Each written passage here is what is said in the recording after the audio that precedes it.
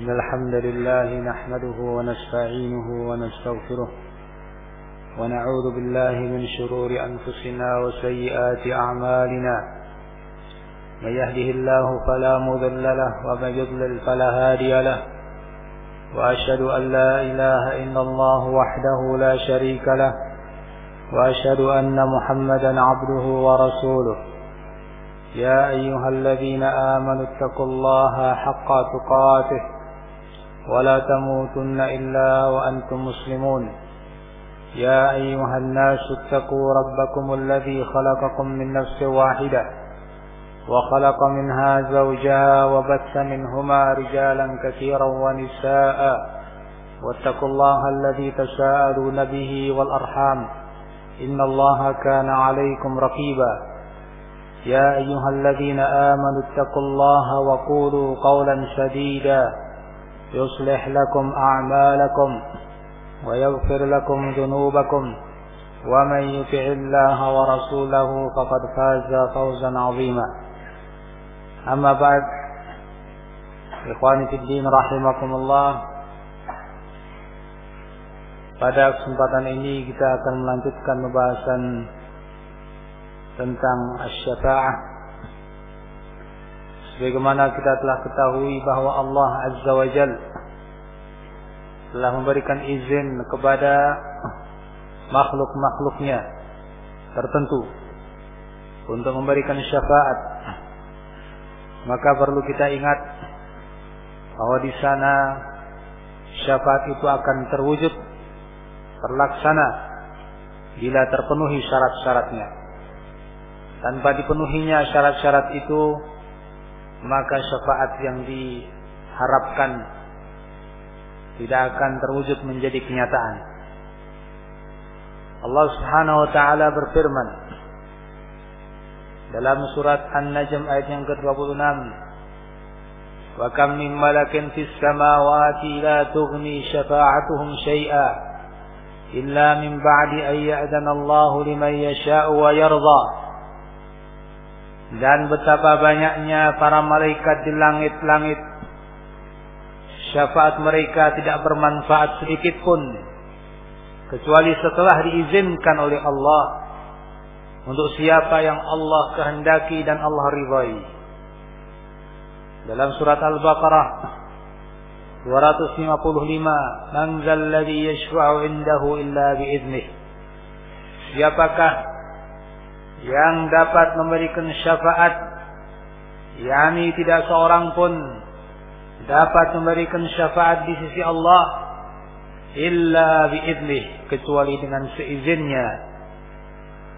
Wala tanfa'u syafa'atu 'indahu illa liman adina lah.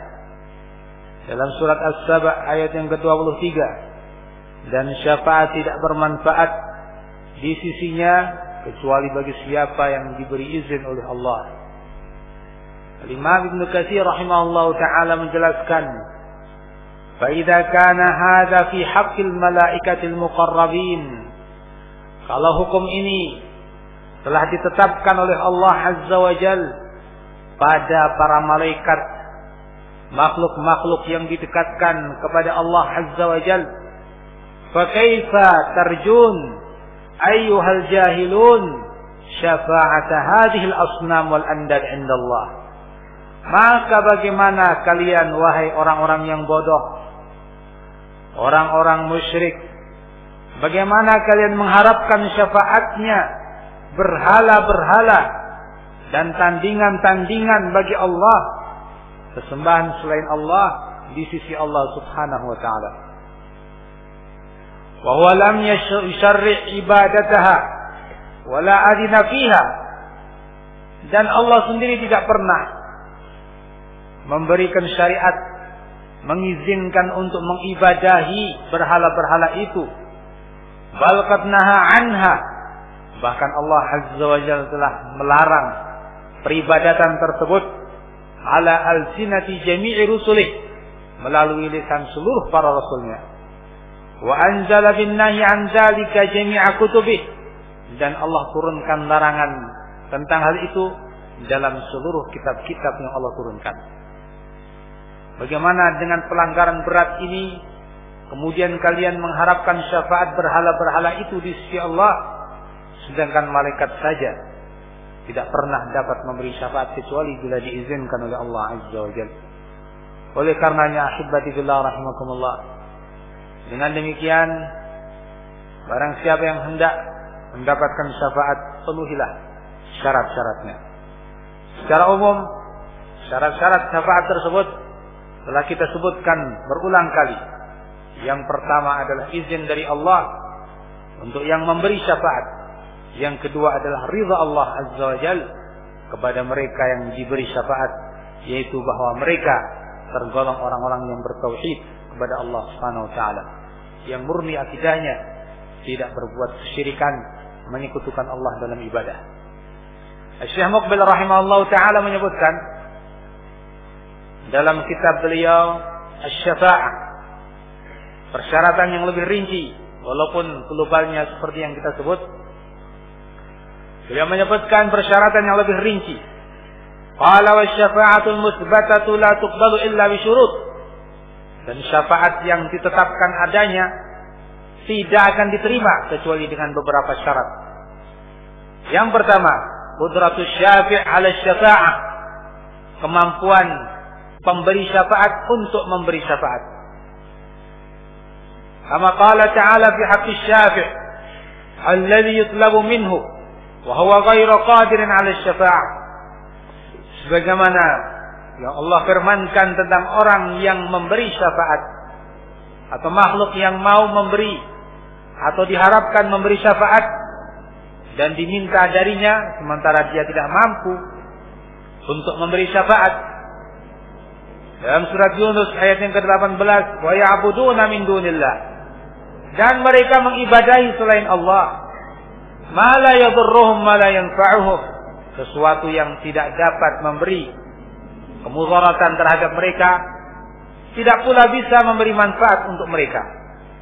Wa yaqulun haula'i syufa'auna 'indallah, mereka dengan itu mengatakan mereka itu adalah para pemberi syafaat kami di sisi Allah. Qul atunabbi'una Allah bima la ya'lamu fis samawati wala fil ardi subhanahu wa ta'ala amma yusyrikun. Allah pun mengatakan, katakan kepada mereka orang-orang itu, apakah kalian hendak mengabari kepada Allah sesuatu yang tidak diketahui di langit-langit dan di bumi? Maha suci Allah dari apa yang mereka persekutukan.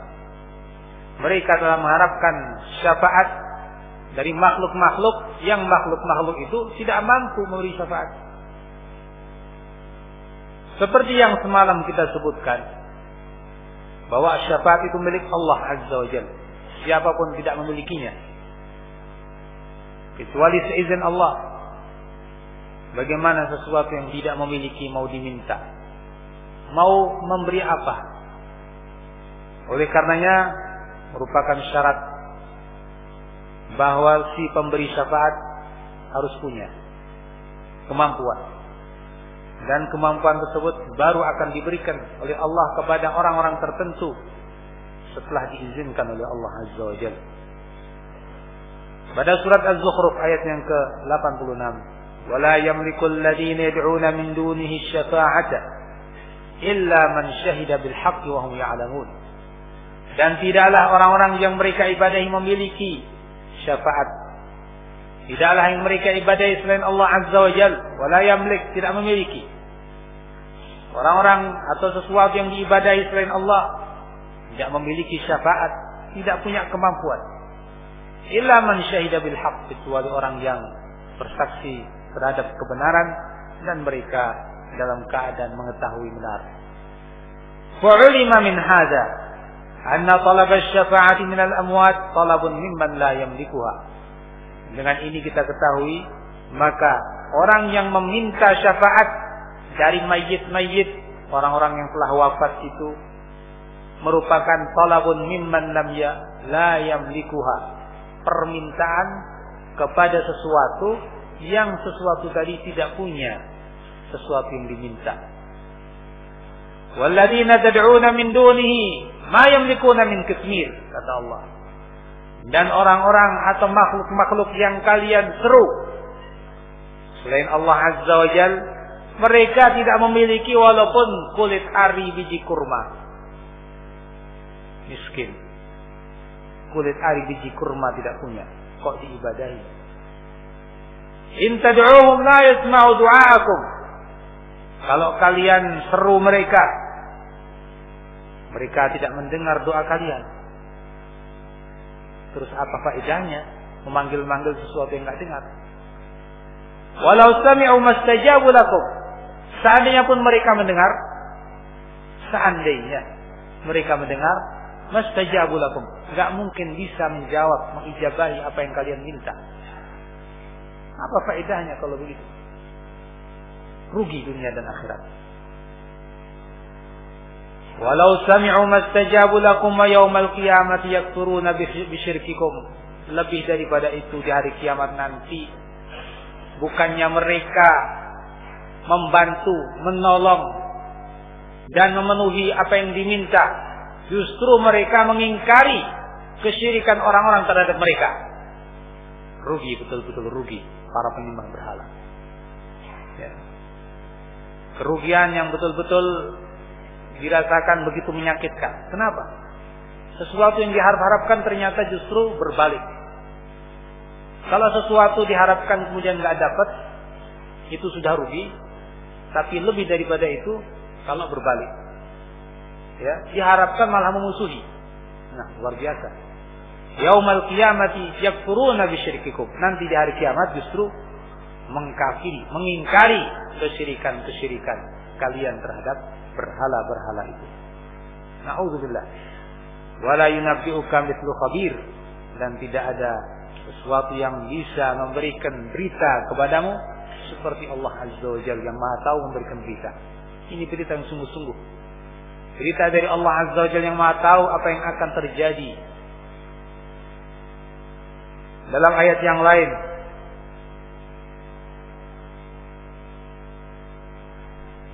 tadi surat Az-Zumar ayat yang ke-13 dan 14. Pada ayat yang lain, qul ud'u alladziina za'amtum min dunillah la yamlikuuna mithqala dzarrah. Katakan, ud'u alladziina za'amtum min dunillah. Seru, panggil, ucapkan doa. Alladziina za'amtum min dunillah. Orang-orang atau makhluk-makhluk yang kalian anggap sebagai sesembahan selain Allah. Lihat kondisi mereka itu. Kalau kalian mau mengibadahi mereka, la yamlikuna mithqala dzarrah. Mereka tidak punya walaupun seberat semut. Fis samawati wala fil ard. Milik pribadi. Yang sebesar semut saja, sesuatu sebesar itu tidak punya. Semut yang kecil. Kepemilikan secara pribadi, betul-betul miliknya, tidak punya. Loh, dia akan punya macam-macam. Punya rumah, punya itu, lebih dari semut itu. Bahkan sarang semut di situ. Itu bukan kepemilikan yang hakiki. Itu semuanya milik Allah Azza wa Jalla. Kalau Allah hendak mencabutnya dari seseorang, apa daya yang dia punya? Ketika hancur lebur semua yang dia miliki, ketika dia pergi meninggalkan dunia ini, dia bawa? Tidak ada yang dia bawa. Allah begitu, apa yang dipegang seseorang dari benda-benda di dunia ini bukan miliknya yang hakiki. Nah, Allah katakan sesembahan selain Allah Azza wa Jalla walaupun seberat semut dari sesuatu di langit dan bumi tidak punya. Kepemilikan yang betul-betul kepemilikan dia menguasainya tidak punya sama sekali. Apalagi yang lebih dari itu. Wa ma lahum fihi ma min syirkin. Dan mereka juga tidak punya di langit maupun di bumi kepemilikan secara bersekutu, berserikat, memiliki bersama-sama Allah Azza wa Jalla terhadap sesuatu di langit maupun di bumi. Walaupun sesuatu yang begitu kecil, begitu remeh, bersama-sama Allah memilikinya juga tidak. Bahkan semuanya murni milik Allah Azza wa Jalla. Tidak ada seseorang yang bisa menyertai Allah dalam kepemilikan pada sesuatu walaupun kecil. Wa ma lahu minhum min zahir. Dan Allah tidak punya dari mereka penolong. Mereka juga tidak menjadi penolong bagi Allah, pembantu bagi Allah. Yang Allah butuh pada mereka. Tidak. Allah tidak memiliki kebutuhan terhadap mereka semuanya. Inilah kelemahan makhluk-makhluk yang diibadahi. Setahap demi setahap Allah Subhanahu wa taala menerangkan kelemahan mereka. Kepemilikan yang mutlak tidak. Maka sudah yang lebih rendah dari itu. Sekedar kepemilikan yang bersamaan dengan Allah, itu pun nggak punya. Ya sudah, barangkali dia menjadi pembantu Allah yang Allah butuhkan untuk menolong dia, juga tidak. Terus punya apa? Nggak punya kekuasaan apa-apa kalau begitu, di langit maupun di bumi. Ada satu harapan lagi, barangkali dia bisa memberi syafaat di sisi Allah. Walaupun dia tidak punya apa-apa, namun mungkin bisa memberi syafaat. Masih ada satu harapan. Harapan ini pun Allah Azza wa Jalla pangkas. Wala tanfa'u syafa'atu 'indahu illa liman adinalah. Dan syafaat di sisi Allah pun tidak bermanfaat kecuali bagi siapa yang Allah beri izin. Habis kalau begitu semua yang bisa diharapkan dari selain Allah Azza wa Jalla, dari makhluk-makhluk tersebut. Mau apa yang diharapkan dari makhluk yang kondisinya seperti ini? Mau mengharapkan apa? Tidak bisa mengharapkan apa-apa. Para ulama rahimahumullah menyebut bahwa ayat ini betul-betul memangkas kesyirikan sampai akar-akarnya. Kenapa? Karena betul-betul membeberkan kelemahan sesembahan selain Allah. Tidak punya apa-apa sama sekali. Jadi seorang yang musyrik, kalau dia berakal, kalau dia memikir, dia betul-betul membaca ayat ini, mengetahuinya dan menghayatinya, dia mesti meninggalkan kesyirikan. Kalau betul-betul dengan sadar, dan tentunya dengan taufik dari Allah Azza wa Jalla. Tapi ternyata mereka tidak mencermati ayat ini, tidak menghayatinya, bahkan tetap meyakini keyakinan-keyakinan bahwa sesembahan-sesembahan mereka bisa memberikan manfaat ataupun menangkal mudarat. Padahal sudah dijelaskan seperti ayat ini yang begitu jelas, tidak punya apa-apa sama sekali. Nah, dari sini nampak bahwa seseorang yang mengharapkan suatu syafaat harus sesuatu yang memang diharapkan syafaatnya itu punya kemampuan. Sedangkan sembahan-sembahan selain Allah tidak punya kemampuan sama sekali. Hanya milik Allah syafaat tersebut. Yang kedua, Islamul masyfu' lahu. Syarat yang kedua adalah Islamnya orang yang diberi syafaat. Yakni kalau dia statusnya sebagai orang kafir, non-muslim, Yahudi, Nasrani, atau Majusi, atau Buddha, Hindu dan lain-lain dari agama-agama yang ada, nggak akan dapat syafaat. Seorang muslim itu yang dapat, biiznillah. Apa dasarnya? Dasarnya firman Allah Azza wa Jalla, ayat yang ke-18, malil zalimin min hamimin wala syafi'in yuta'. Tidak ada bagi orang-orang yang zalim itu teman yang dekat. Tidak pula bagi mereka memiliki syafi', pemberi syafaat. Siapa itu az-zalimin? Wal muradu bil-zalimin, yang dimaksud dengan orang-orang yang zalim huna al-kafirun, adalah orang-orang kafir. Dengan dalil hadis-hadis yang mutawatir dalam syafaat, bahwa syafaat itu untuk orang-orang yang berdosa besar, yakni dari kalangan muslimin. Maka dari itu Kalau seorang yang kafir sudah di luar harapan dapat syafaat. Fadzalimuna hahuna. Al-Baihaqi mengatakan fadzalimuna hahuna humul kafirun. Maka orang-orang yang zalim dalam ayat ini maksudnya adalah orang-orang kafir. Wa yashhadu lidzalika muftatahul ayah idh hiya fi dzikril kafirin. Dan yang mendukung pemahaman ini adalah pembuka ayat ini, di mana pembuka ayat ini bercerita tentang orang-orang kafir. Al-Hafidz Ibnu Katsir rahimahullah juga mengatakan, "Ay laisa lil ladzina zalamu anfusahum." Yakni ayat ini bermakna tidaklah bagi orang-orang yang menzalimi diri-diri mereka. Menzalimi diri mereka maksudnya bagaimana? Yakni menyakiti diri mereka. Ya. Bukan itu. Yakni menzalimi diri mereka bisyirki billah, dengan perbuatan syirik kepada Allah. Dia menyekutukan Allah, itu artinya menzalimi dirinya sendiri, mencelakakan dirinya. Bisyirki billah min qaribin minhum yanfa'uhum wala syafi'. Mereka tidak punya qarib, kerabat dekat.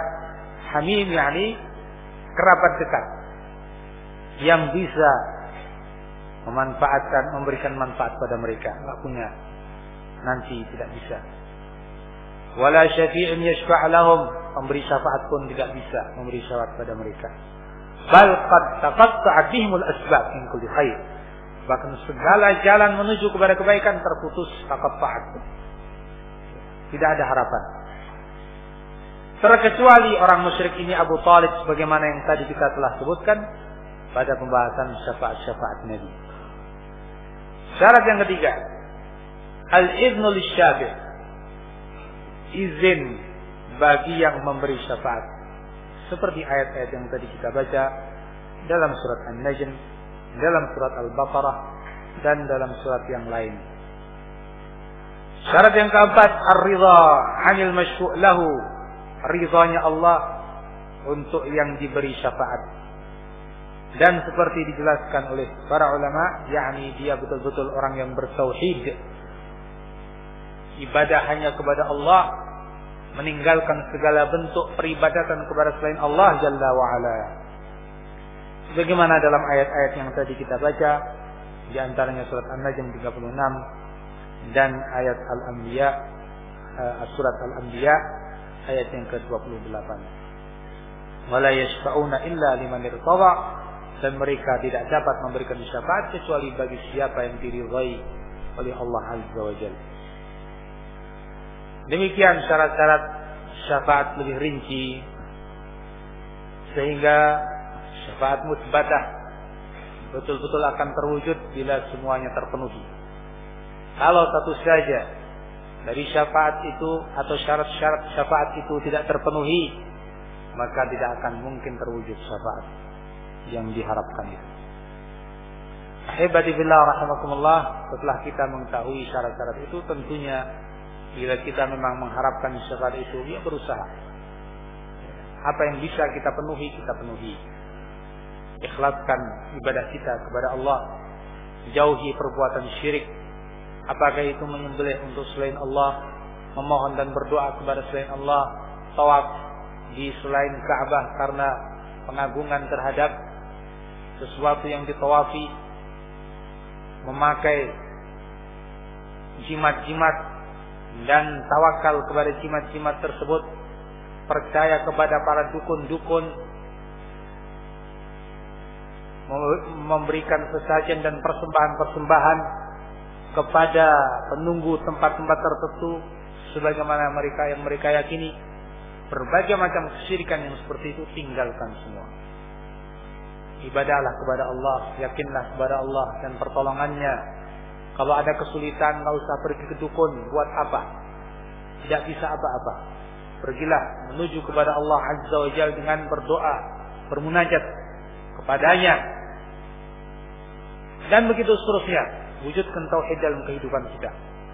Nah, ini yang akan menjadi sebab dapat syafaat. Seandainya pun kita enggak meminta syafaat, dengan doa kita, ya Allah, berikan syafaat Nabi-Mu kepadaku, seandainya kita enggak ngomong begitu. Tapi kalau kita mewujudkan tauhid dalam kehidupan kita, maka insya Allah dapat. Ya. Lain halnya dengan sebaliknya, yang minta syafaat diridhoillah wa syafaati Rasulillah dan seterusnya, mengharapkan syafaat tapi berbuat syirik. Walaupun berulang-ulang kali berdoa ingin dapat syafaat, tapi kalau berbuat syirik maka nggak akan dapat syafaat. Jadi intinya adalah apa? Tahqiqut tauhid, merealisasikan tauhid dalam kehidupan kita dalam beragama. Ahibati fillah rahimakumullah. Selanjutnya kalau begitu kita akan bahas tentang bagaimana kalau meminta syafaat kepada selain Allah. Seperti sudah sedikit banyak kita singgung masalah ini, perlu lebih kita tekankan bahwa talabus syafa' min ghairillah aslu syirk. Memohon syafaat, minta syafaat kepada selain Allah Subhanahu wa taala itu merupakan asal usul terjadinya kesyirikan dulu maupun sekarang. Di samping tidak akan dapat, plus ternyata itu menjadi sumber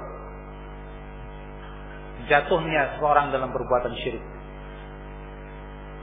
Dalam surat Yunus ayat yang ke-18 tadi Allah menceritakan, wa ya'buduna min dunillahi ma la yadurruhum wa la yanfa'uhum, dan mereka mengibadahi selain Allah Azza wa Jalla sesuatu yang tidak dapat mencelakakan mereka, tidak pula dapat memberi manfaat mereka.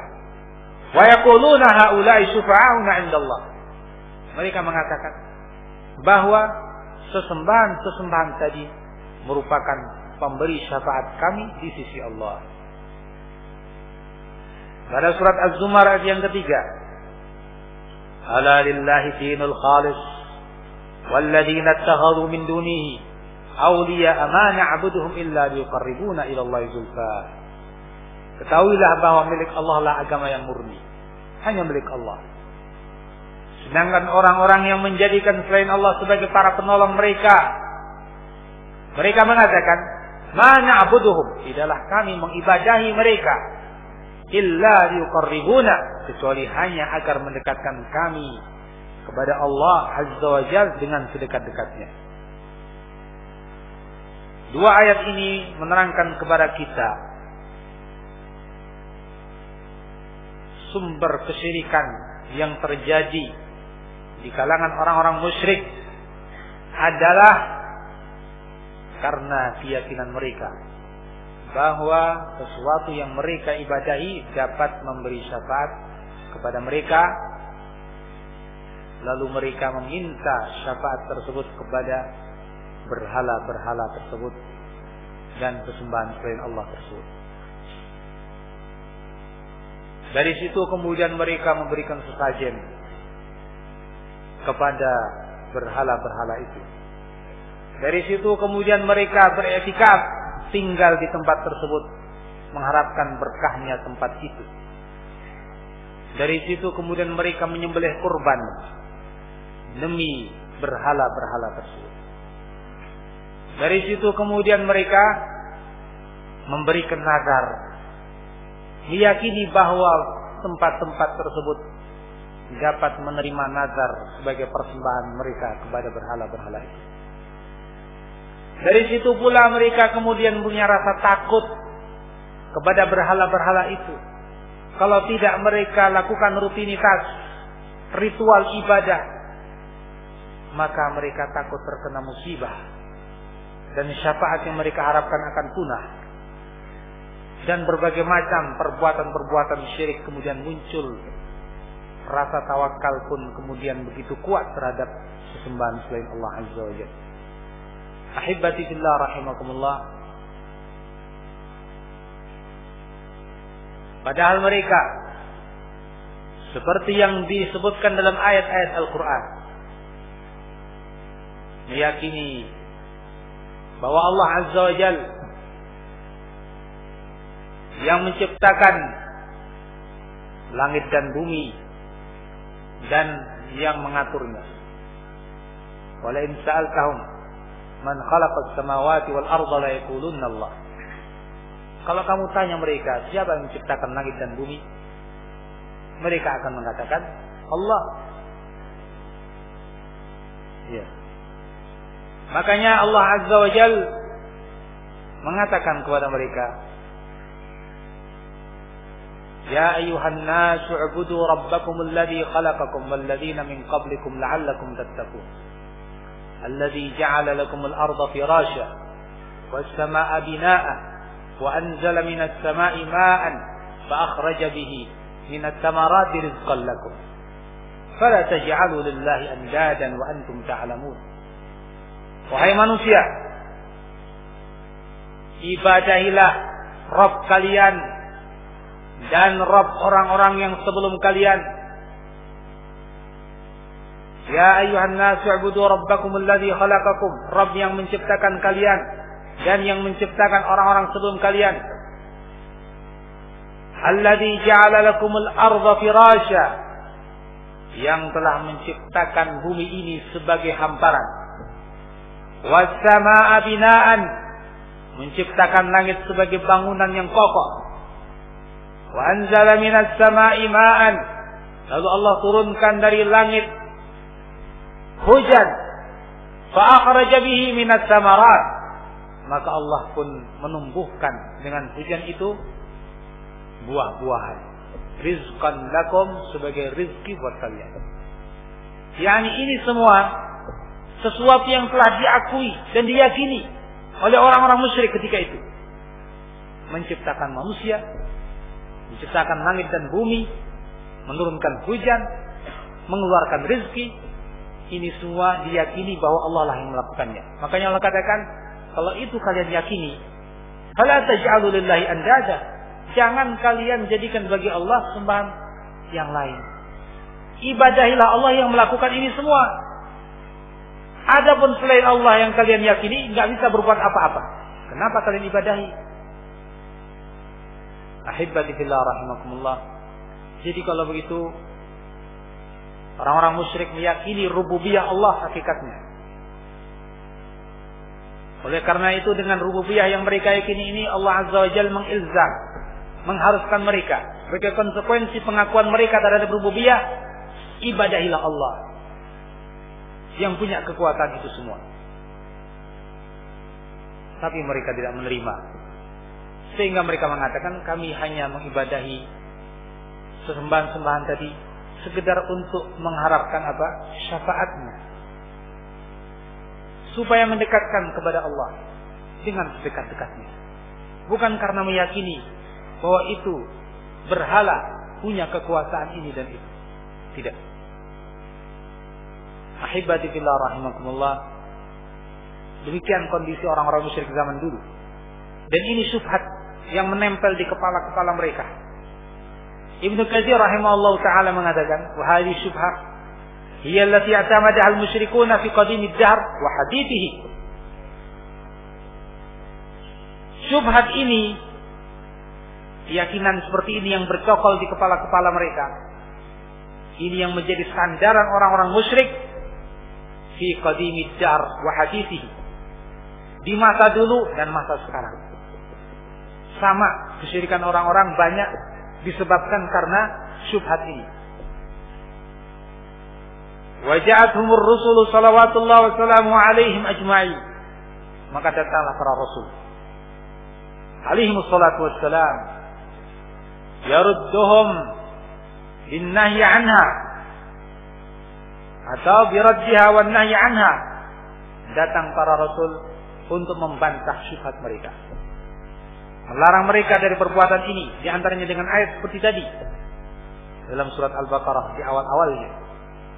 Wad'awa ila ifradil ibadati lillah wahda la syarikalah. Para rasul pun mengajak mereka untuk ibadah hanya kepada Allah satu-satunya yang tiada sekutu baginya. Wa anna hadza syai'un ikhtara'ahu al-musyrikun min 'indi anfusihim, dan bahwa keyakinan seperti itu adalah suatu keyakinan yang merupakan buah pemikiran orang-orang musyrik dari diri mereka sendiri, tidak pernah berdasarkan suatu landasan dari Allah Subhanahu wa taala. Lam ya'zanillahu fihi wala radha bihi. Allah enggak pernah mengizinkan yang seperti itu. Allah tidak pernah meridainya. Bal abghadahu wa naha anhu. bahkan Allah sangat membencinya dan melarang darinya. Sehingga tiap rasul yang Allah putus selalu melarang mereka dari perbuatan tersebut.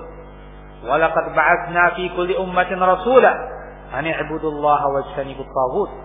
Dan sungguh kami telah mengutus di tiap umat seorang rasul untuk menyeru, "U'budullah, ibadahilah Allah, wajtanibut taghut, dan jauhilah segala sesembahan selain Allah."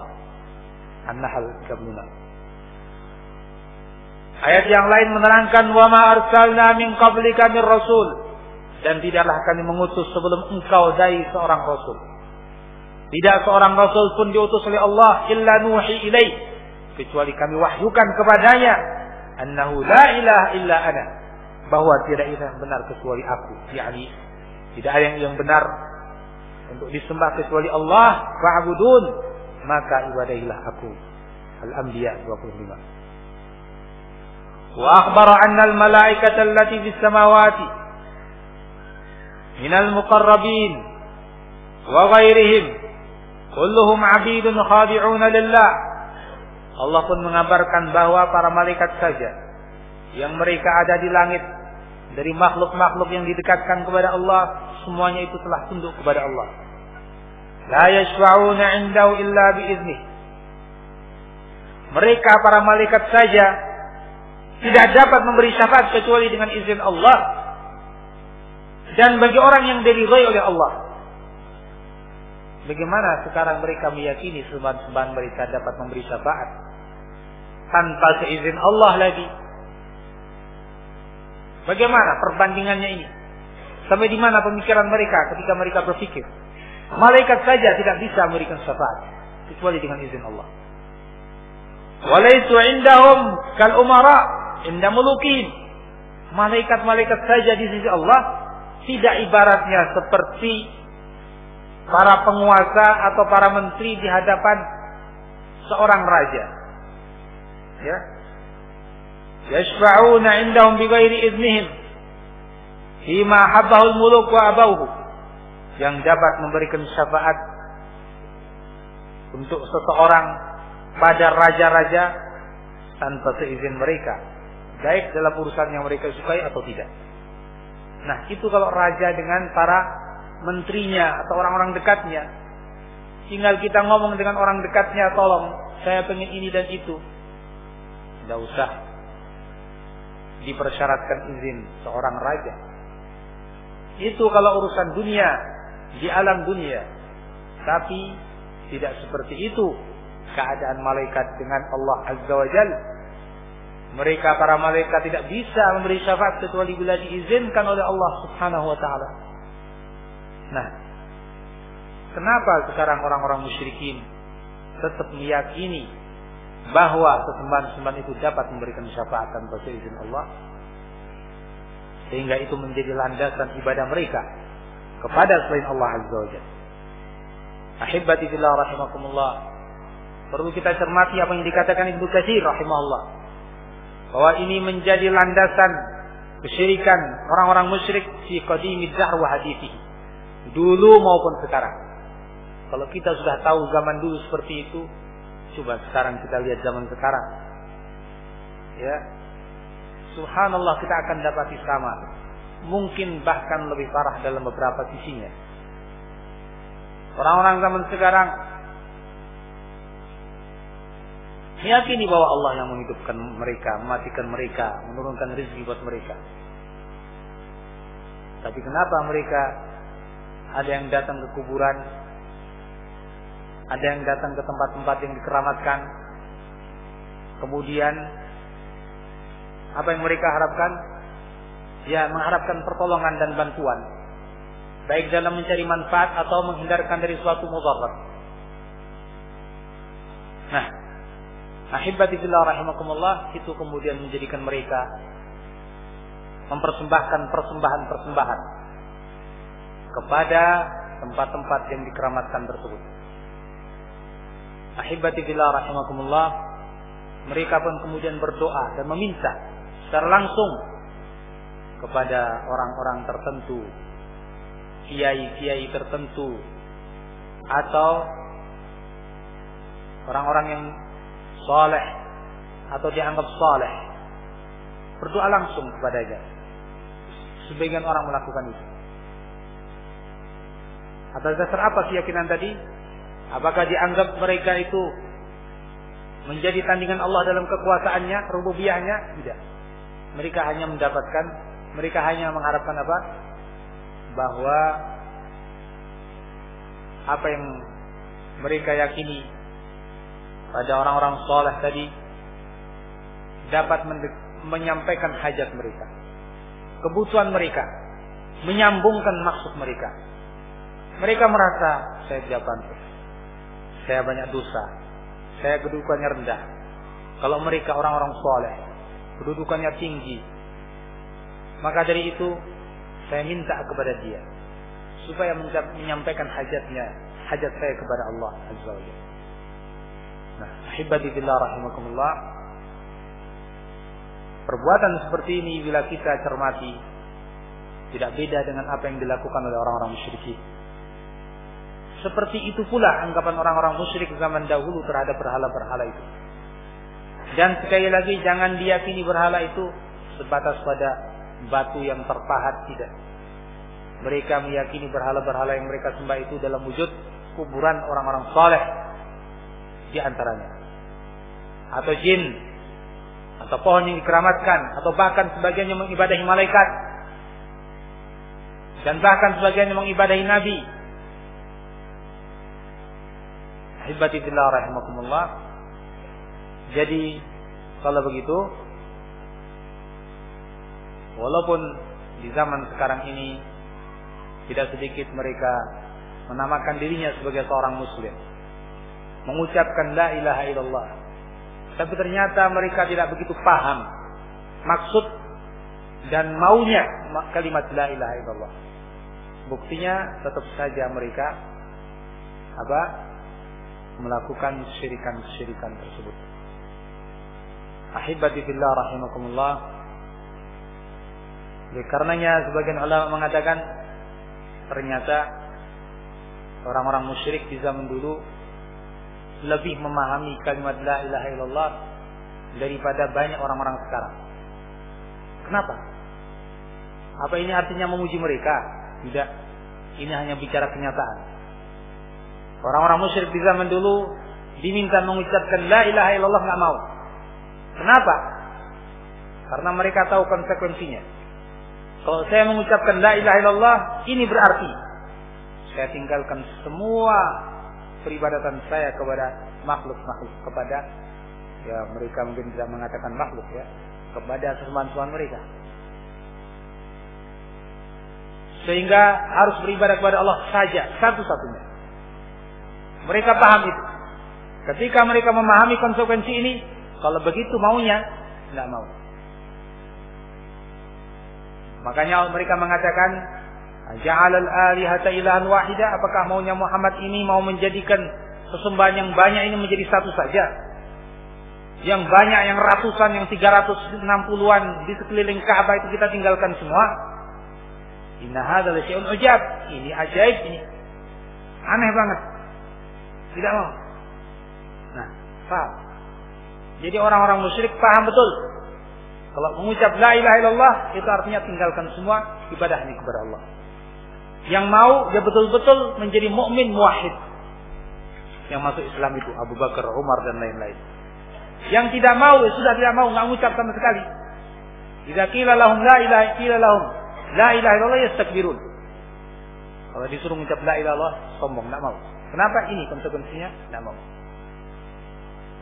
Tapi banyak orang di zaman sekarang katakan la ilaha illallah, ya, la ilaha illallah. Bahkan sampai ribuan kali dalam zikir-zikir tertentu mengucap la ilaha illallah. Tapi bagaimana dalam pengamalan? Masih berbuat syirik. Masih berdoa dan memohon kepada selain Allah. Masih melakukan persembahan-persembahan kepada selain Allah. Ya, yang di sana Segoro Kidul masih nyembelih untuk Nyi Roro Kidul. Yang di sekeliling Gunung Merapi masih nyembelih untuk siapa? Penunggu Gunung Merapi. Yang mereka yakini. Yang di sini tidak tahu. Ya, kesyirikan apa? Saya kurang tahu di sini. Masih terhadap sesuatu yang mereka agungkan, mereka persembahkan persembahan tertentu. Yang berdoa, demikian pula yakni segala macam tawakal, misalnya karena takutnya kepada sesuatu yang mereka yakini sebagai penunggu tempat, akhirnya mereka melakukan rutinitas tertentu atau ritual tertentu. Ya, seperti misalnya di Jawa ada melakukan acara wayang pada bulan-bulan tertentu di tempat tertentu. Kenapa? Kalau tidak, penunggu tempat ini bisa bikin kacau desa kita. Ya, semua orang desa sini bisa terkena musibah kalau kita tidak melakukan ritual itu. Ini rasa takut yang membuat mereka taat kepada aturan selain Allah Azza wa Jalla. Ketundukan, rasa takut yang sirri, yang dalam qalbi. Ini syirik. Siapa yang melakukan itu? Coba lihat KTP-nya. Muslim, fulan muslim, fulan muslim, fulan muslim, semuanya muslim. Mengatakan la ilaha illallah berulang kali. Kalau begitu, mereka tidak paham apa maksud dari pengucapan la ilaha illallah. Ya, nggak paham. Nah ini sampai sebagian ulama mencermati realita ini. Kalau begitu orang dulu lebih paham daripada orang sekarang terhadap maksud dari kata-kata la ilaha illallah. Ahibati fillah rahimakumullah, kembali kepada masalah kita. Nah, kesyirikan demi kesyirikan yang kita lihat, yang kita perhatikan, mungkin masing-masing kita bisa memperhatikan di sekelilingnya dari berbagai macam perbuatan kesyirikan. Lihat apa sebabnya, kurang lebih sebabnya ini. Meminta sesuatu, mengharapkan sesuatu, ya, dari sesuatu yang mereka takuti tadi. Nah, ini semacam tadi minta syafaat. Karena itu lebih parah lagi kalau memang meyakini bahwa sesembahan-sembahan tersebut dialah yang memberi manfaat, dialah pula yang bisa menolak mara bahaya. Oh, ini lebih kalau begitu daripada kesyirikannya orang-orang dulu. Kalau sudah sampai tingkatan itu, orang-orang di zaman dulu masih meyakini seperti yang tadi kita katakan bahwa yang mengatur adalah Allah, memberi manfaat, mudarat. Ya, banyak di antara mereka yang syiriknya karena ini, sekedar untuk membantu mendekatkan, itu saja. Tapi mereka minta kepada benda-benda tadi. Nah, kalau ternyata dalam praktek kesyirikan di masa ini ada yang meyakini bahwa selain Allah dia bisa memberi manfaat, dia bisa membuat dia kaya, menyembuhkan dia bisa betul-betul dengan sendirinya tolak balak, menyelamatkan dia. Wah, ini lebih daripada kesyirikannya orang-orang jahiliyah, melebihi kesyirikannya orang-orang jahiliyah kalau seperti ini. Ahibati fillah rahimakumullah. Dari sini sebagian ulama mengatakan ternyata kesyirikan orang sekarang lebih parah daripada kesyirikan orang zaman dulu. Ya, karena sisi tadi. Orang-orang sekarang terkadang keyakinannya sampai pada tingkatan selain Allah bisa memberi manfaat, bisa menolak mara bahaya. Orang dulu tidak seperti itu. Sisi lain yang diperhatikan ulama, kalau orang dulu ketika kesempitan berdoanya hanya kepada Allah Azza wa Jalla. Ketika diterpa musibah di tengah lautan, semua sesembahan terlupakan. Hanya Allah Azza wa Jalla yang mereka ingat, dan hanya kepadanya mereka berdoa. Tapi orang zaman sekarang sebaliknya. Ketika dapat kesulitan justru kepada selain Allah, bingung cari alternatif, cari jalan alternatif. Kemana? Ke dukun, orang pinter istilahnya, pinter dukun, ilmu perdukunan, dan berbagai macam cara-cara yang mereka lakukan. Nah, dari sisi ini ternyata kalau begitu kesyirikan orang zaman sekarang lebih parah daripada kesyirikan zaman dulu. Karena banyak orang sekarang berbuat syirik dalam semua kondisi, dalam keadaan lapang, ya sering menziarahi tempat-tempat tertentu untuk ritual itu. Dalam keadaan susah lebih lagi. Kalau orang dulu masih dalam satu keadaan, yaitu dalam keadaan lapang saja. Ketika kesempitan tidak. Ikhwan fillah azakumullah, setelah kita mengetahui ternyata bahwa urusan syafaat dan keyakinan syafaat pada sembahan selain Allah ini menjadi sumber kesyirikan, maka sangat perlu sekali ya, kita mengetahui hal ini dan menyadari dan menyadarkan orang-orang bahwa keyakinan-keyakinan seperti ini keyakinan yang sangat keliru, keyakinan yang sangat bertentangan dengan ayat-ayat Allah. Dan telah Allah Azza wa Jalla bantah keyakinan seperti ini dengan diutusnya para rasul dan diturunkannya kitab-kitab. Nah, percuma saja kalau kita membaca Al-Quran tapi tetap melakukan kesyirikan. Kita mengakui Nabi Muhammad sebagai Nabi dan Rasul kita, tapi kita tidak mentaati. Nabi Muhammad menentang yang seperti itu. Bagaimana sekarang kita mengikuti Nabi Muhammad katanya, tapi kita melakukan sesuatu yang ditentang oleh Nabi Muhammad ketika itu? Percuma. Tidak benar-benar dalam mengikuti kalau begitu. Ahibati fillah rahimakumullah. Selanjutnya kita beralih kepada masalah berikutnya.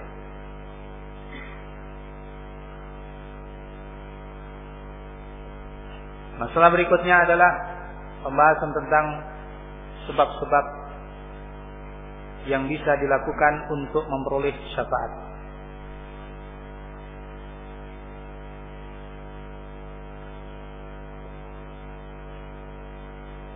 Terutama syafaat Nabi sallallahu alaihi wasallam. Di sini ada sebab secara khusus, yaitu diantaranya as-salatu ala nabi wa du'a lahu ba'da al-adhan. Mengucapkan salawat kepada Nabi sallallahu alaihi wasallam dan mendoakan beliau setelah azan. Ini merupakan salah satu sebab atau sababun min asbabi nail syafa'ah.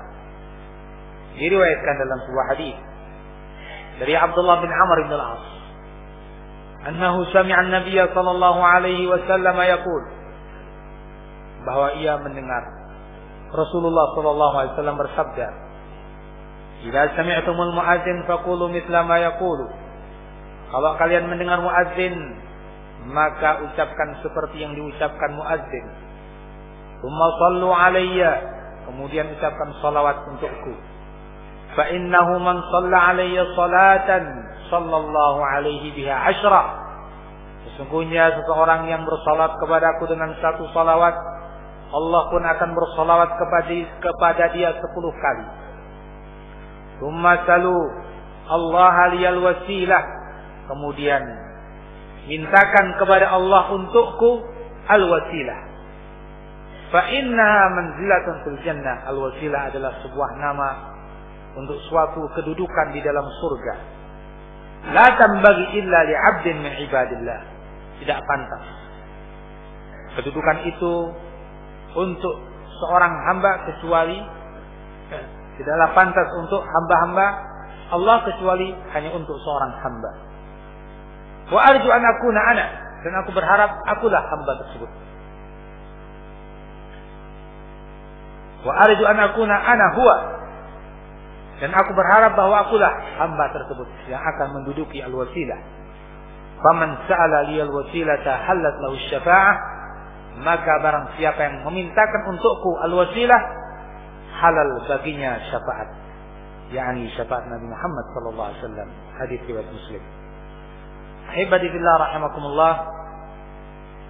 Dengan ini nampak jelas bahwa kita mengikuti muazzin dalam azannya, kemudian berdoa dengan doa yang disyariatkan dan bersalawat kepada Nabi dan memintakan al-wasilah untuk Nabi. Ini merupakan sebab daripada sebab-sebab seseorang mendapatkan syafaat Nabi Muhammad sallallahu alaihi wasallam.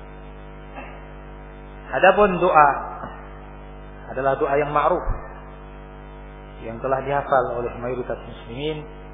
Diriwayatkan dari Jabir bin Abdullah radhiyallahu anhu, anna Rasulullah sallallahu alaihi wasallam qala, bahwa Rasulullah sallallahu alaihi wasallam bersabda, man qala hina yasma'un nida, orang yang berkata, berucap, berdoa hina yasma'un nida, saat ia mendengarkan panggilan, yakni azan, Allahumma rabba hadhihi da'wati tammah, ya Allah Rabb ajakan yang sempurna ini, wassalatil qa'imah, dan Rabb salat yang tegak ini, ati Muhammadanil wasilata wal fadilah, berikan kepada Muhammad al-wasilah dan fadilah, keutamaan, wab'athu, dan bangkitkanlah beliau maqaman mahmuda, pada kedudukan yang terpuji, allazi wa'adtah, yang engkau telah janjikan.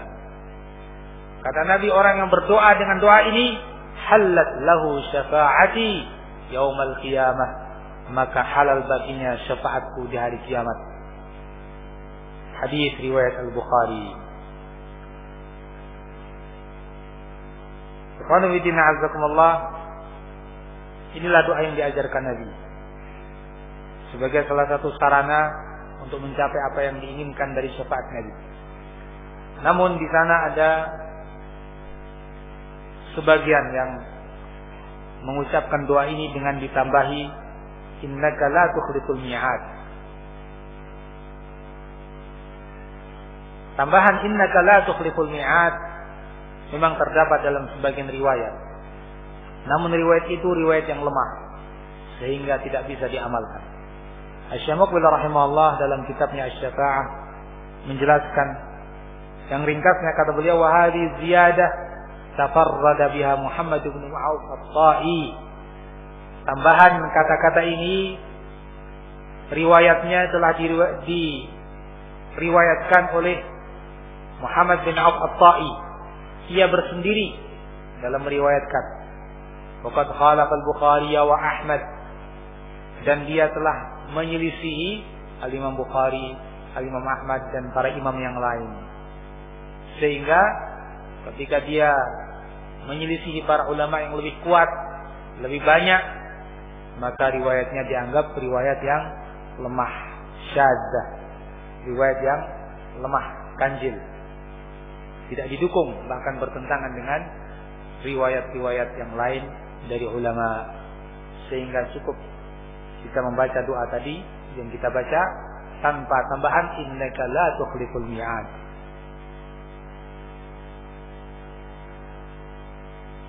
Di sebagian tambahan yang lain ada kata-kata sayyidina. Faqala Allahumma a'ti sayyidana Muhammadan. Nah, bagaimana dengan tambahan ini? Juga ada dalam sebagian riwayat, tapi juga sekali lagi riwayatnya lemah, syadzah, ganjil. Kata Syamukbil rahimahullah, hadhihi ziyadah tu'tabaru syadzatan aidha, id qad khalafa Abdurrahman ibnu Amr Ashraf. Ini tambahan tergolong tambahan yang ganjil, syadz, lemah. Riwayat ini, kata-kata ini, rawinya yang bernama Abdurrahman bin Amr telah menyelisih 10 para rawi, sehingga tidak bisa diamalkan.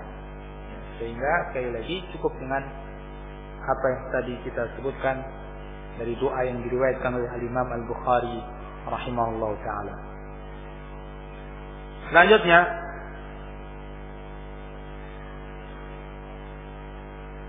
sebab yang lain, ini saya sebutkan tidak berurutan dengan apa yang tertulis. Pada halaman berikutnya, di antara sebab memperoleh syafaat adalah tinggal di Madinah, terutama syafaat Nabi sallallahu alaihi, tinggal di Madinah dan bersabar dengan kesulitan-kesulitan yang dia alami di Madinah, dan bahkan kalau bisa meninggal di kota Madinah. Ini juga merupakan sebab untuk seseorang memperoleh syafaat Nabi. Diriwayatkan dari Abu Hurairah radhiyallahu anhu, beliau bersabda, Nabi SAW bersabda, la yasbiru ala la'wa'il madinati wa shiddatiha ahadun min ummati illa kuntu lahu syafi'an yaumal qiyamati aw syahida. Tidaklah bersabar terhadap kesulitan, la'wa yakni asyiddah wa dhiqil 'aish, kesulitan dan kesempitan hidup. Tidaklah seseorang bersabar atas kesulitan dan kesempitan hidup di Madinah, wa syiddatiha, dan kerasnya kondisi-kondisi tertentu di sana, termasuk mungkin cuacanya, atau bila mana ada wabah di sana. Tidaklah seseorang bersabar dengan itu semua dari umatku illa kuntu lahu syafi'ah, kecuali nanti aku akan menjadi pemberi syafaat untuk dia di hari kiamat, au syahida, atau menjadi saksi buatnya. Pada hadis yang lain dari sahabat Ibnu Umar, ia berkata, qala Rasulullah sallallahu alaihi wasallam, man istata'a an yamuta bil madinati falyamut. Barang siapa yang mampu untuk meninggal di Madinah, maka meninggallah. Falyamut biha, meninggallah di sana. Fa inni asyfa'u liman yamutu biha. Sesungguhnya aku akan memberikan syafaat bagi orang yang meninggal di sana. Hadis riwayat At-Tirmidzi, dan beliau mengatakan hasanun sahihun gharib. Ahibati fillah rahimakumullah. Nabi SAW mengatakan demikian, dan ini merupakan suatu keutamaan bagi mereka yang tinggal di Madinah, walaupun terkadang mengalami seperti kata Nabi beberapa kesulitan. Tapi kalau dia sabar menghadapi itu semuanya, maka ini jaminannya. Adapun anggapan sebagian orang bahwa di antara sebab dapat syafaatnya Nabi adalah menziarahi kuburnya. Apakah benar menziarahi kubur Nabi merupakan sebab dapat syafaatnya Nabi? Jawabannya bahwa itu memang tersebut dalam sebuah riwayat dari Ibnu Umar. Ia berkata bahwa Rasulullah bersabda, man zara qabri wajabat lahu syafaati. Orang yang menziarahi kuburku, dia mesti dapat syafaatku. Ini riwayat pada hadis yang diriwayatkan oleh Al-Baihaqi dalam Syu'abul Iman. Tapi coba kita lihat apa derajatnya. Kalau sahih, maka kita harus sepenuhnya menerima. Kalau dhaif, maka kita pun harus lapang dada untuk menerima kedhaifannya. Syekh Muqbil rahimahullah mengatakan, wa hasilu kalamihi, menukilkan dari As-Sarimul Munki, anna al-haditha fi sanadihi Musa bin Hilal wa huwa majhul. Ringkasan penjelasan Ibnu Abdul Hadi dalam kitabnya As-Sarimul Munki, anal haditha fi sanadihi Musa bin Hilal, bahwa hadis ini dalam sanadnya terdapat seorang rawi bernama Musa bin Hilal. Bagaimana kondisi perawi ini?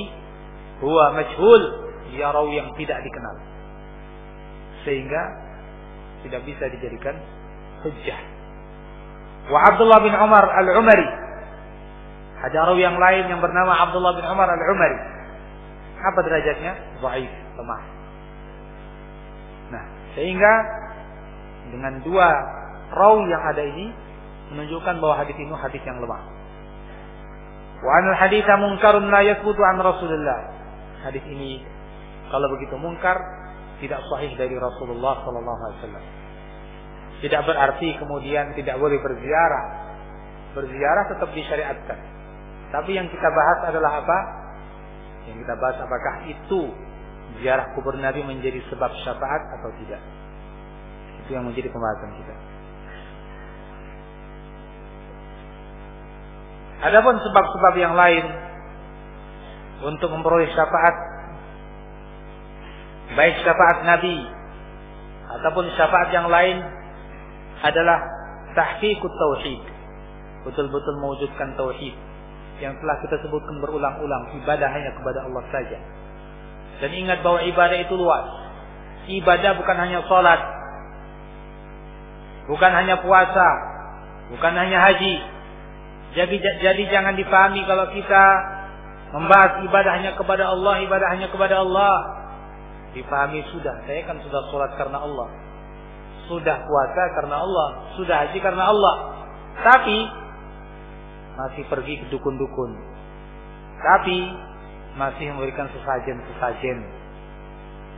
Nah, perlu kita ketahui, ibadah bukan hanya sholat, zakat, puasa, haji, bukan.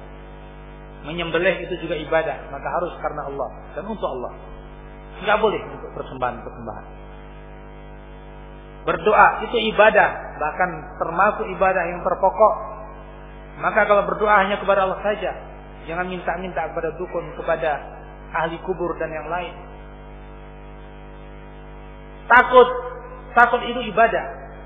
Takut yang dalam kalbu kita, takut yang menjadikan seseorang tunduk patuh kepada yang ditakuti dengan melakukan pendekatan diri.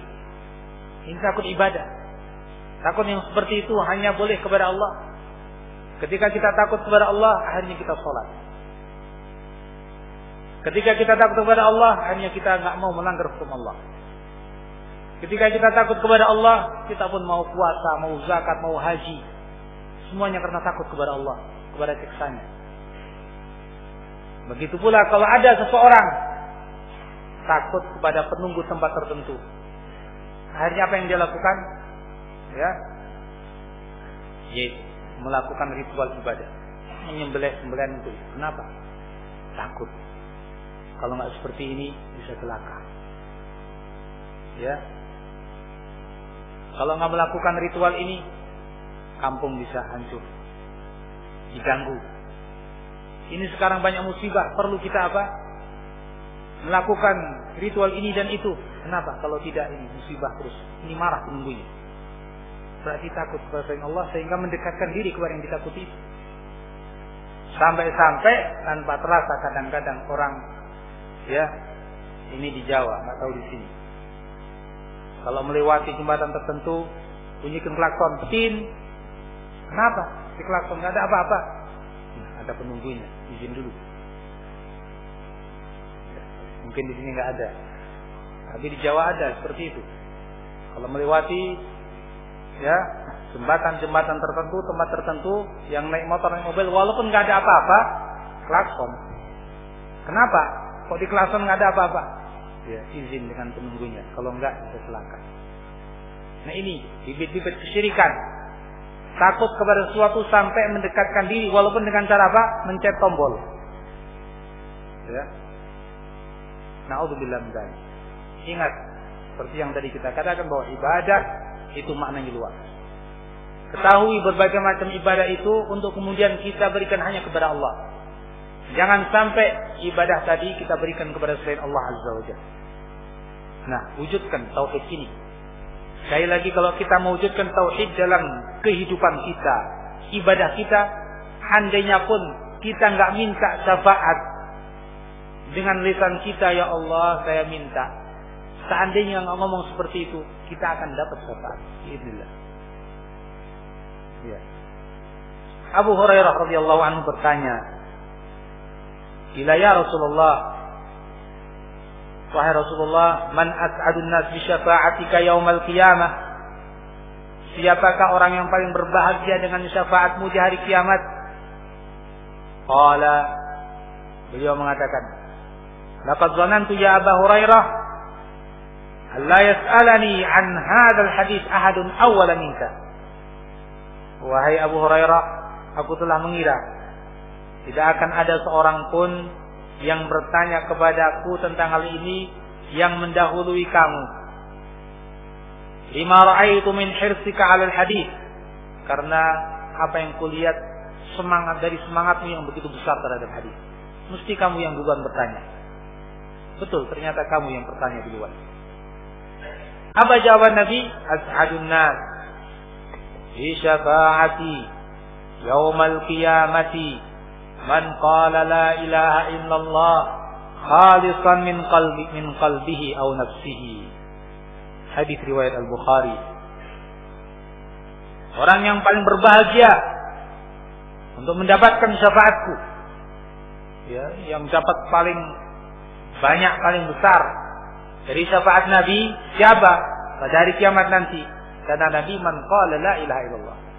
Orang yang mengucapkan la ilaha illallah khalisan min qalbi, betul-betul ikhlas dari kalbunya. Min nafsihi, dari dirinya betul-betul ikhlas karena Allah. Bukan mengucap la ilaha illallah karena apa? Pura-pura masuk Islam karena mau menikahi seorang wanita.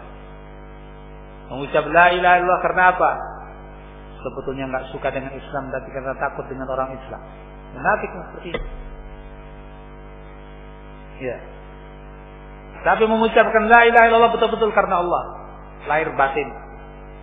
Dia ikrarkan la ilaha illallah tersebut. Dan mengucapkan di sini yakni ucapan buah dari keyakinan, bukan buah bibir, tapi buah dari keyakinan, ilmu, kemantapan yang dia yakini. Kemudian dia ucapkan la ilaha illallah. Nah, wujudkan ini di dalam kehidupan, maka mesti dapat syafaat Nabi sallallahu alaihi wasallam. Ahibati billah rahimakumullah. Perlu kita ingat pula mungkin yang pernah dipelajari dalam pelajaran-pelajaran tauhid, bahwa la ilaha illallah yang diucapkan seorang itu punya syarat-syarat. Di antara syaratnya apa? Ya, jangan melakukan pembatalnya. Percuma saja misalnya orang sholat, tapi juga melakukan pembatal sholat. Ya, sholatnya nggak diterima. Sholat Allahu Akbar, kemudian di tengah sholatnya buang angin. Walaupun dia sholat sampai salam, nggak diterima sholatnya. Karena apa? Melakukan pembatal sholat.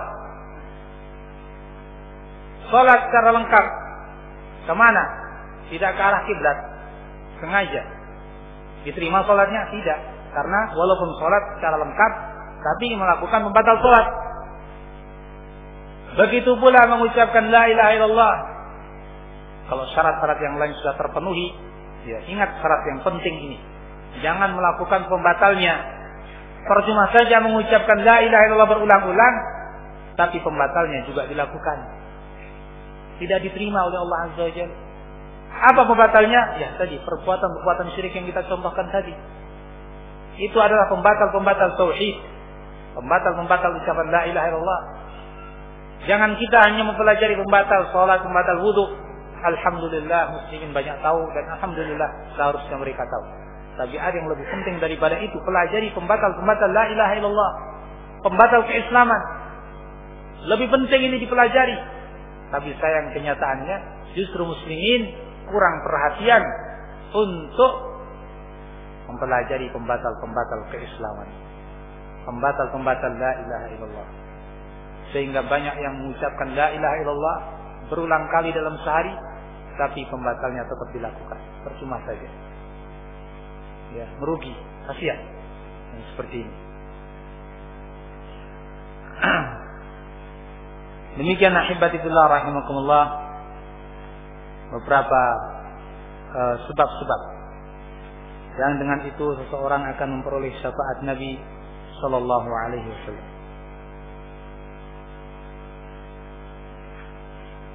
Kemudian setelah kita mempelajari sebab, maka kita sekarang akan mempelajari penghambat atau penghalang syafaat. Mawani'us syafa'ah, penghalang syafaat.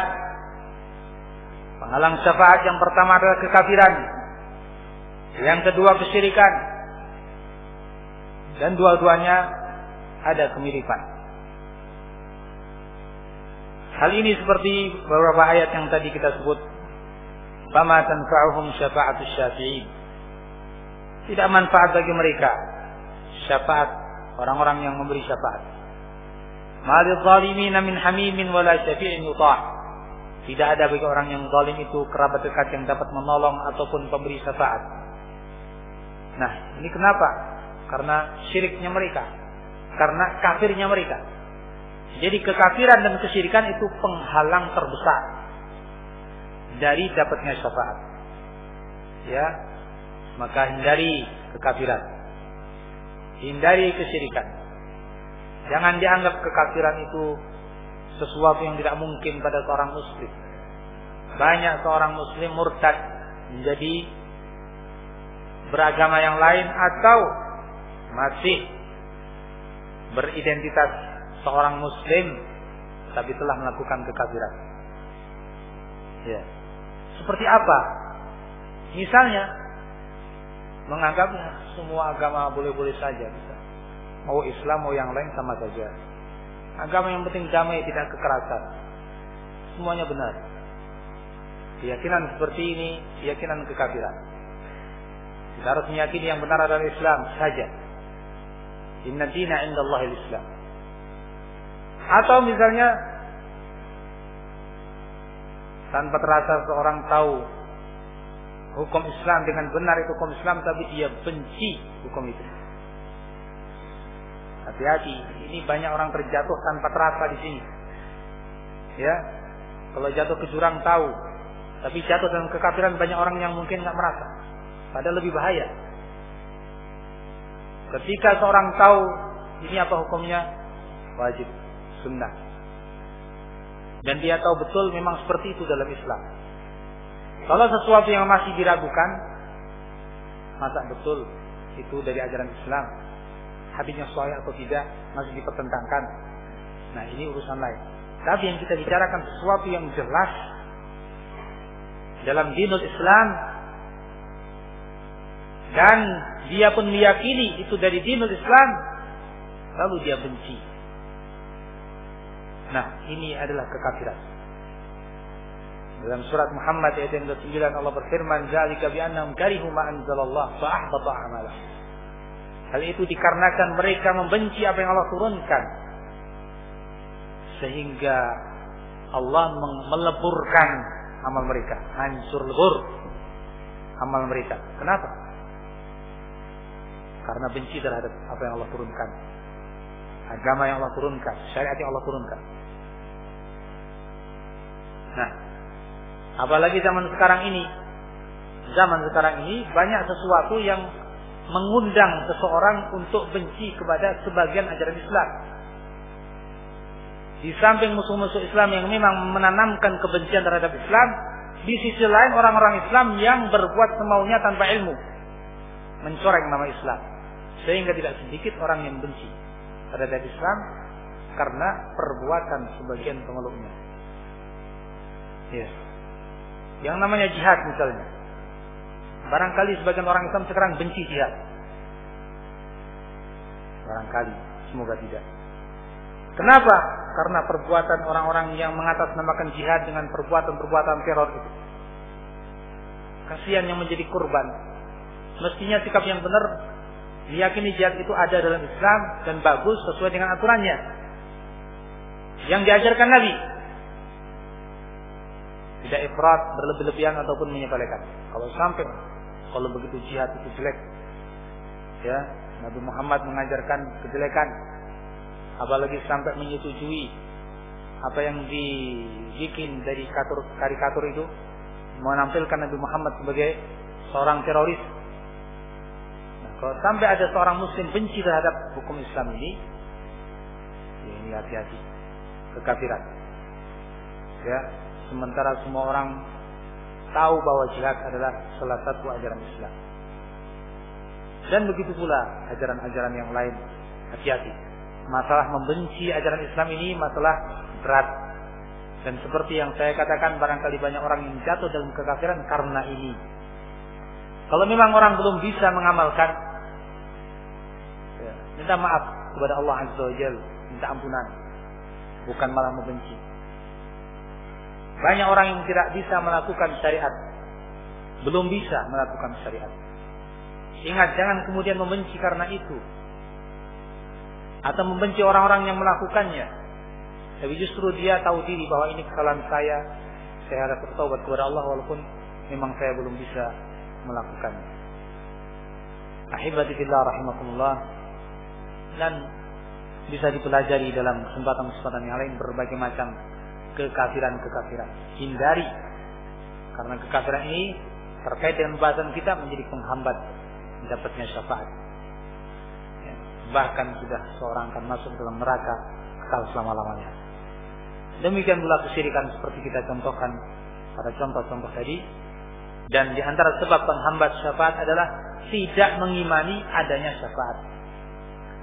Dan ini yang jatuh di dalam masalah ini banyak dari kalangan ahli bid'ah. Terutama seperti yang nanti kita akan bahas.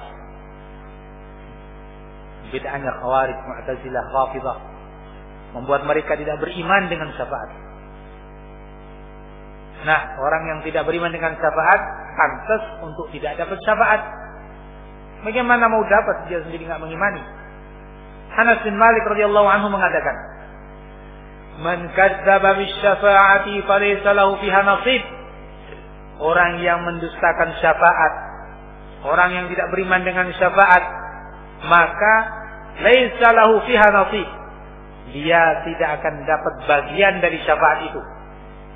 Seandainya masuk neraka dulu sebelum masuk surga, maka dia habiskan jangka waktu yang mesti dia rasakan di neraka itu.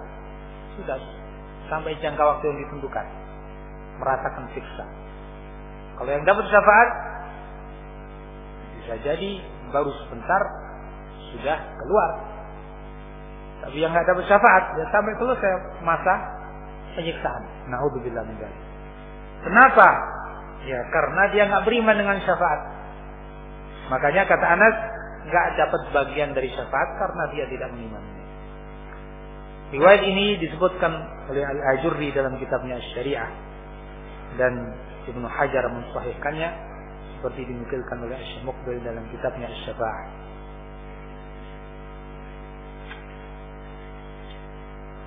Kemudian pembahasan berikutnya adalah orang yang ditolak syafaatnya.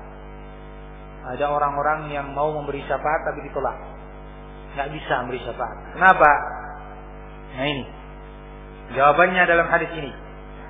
An Abi Darda, dari Abu Darda radhiyallahu anhu, sami'tu Rasulullah sallallahu alaihi wasallam yaqul, aku mendengar Rasulullah sallallahu alaihi wasallam bersabda, innal la'anina la yakununa syuhada'a wala syufa'a yaumal qiyamah. Rawahu Muslim wa Abu Dawud wal Bukhari fil Adab al-Mufrad. Artinya Nabi bersabda, sesungguhnya al-la'anin, orang yang suka melaknat. Apa itu melaknat?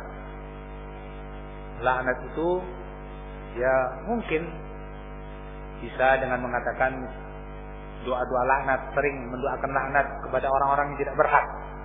Semoga Allah melaknat kamu, semoga Allah melaknat kamu,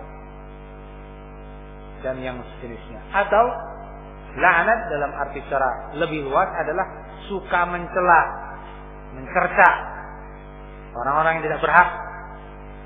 Ini juga laknat. Laknat dalam bahasa Arab itu artinya as-sabb wa syatm, celaan dan cercaan.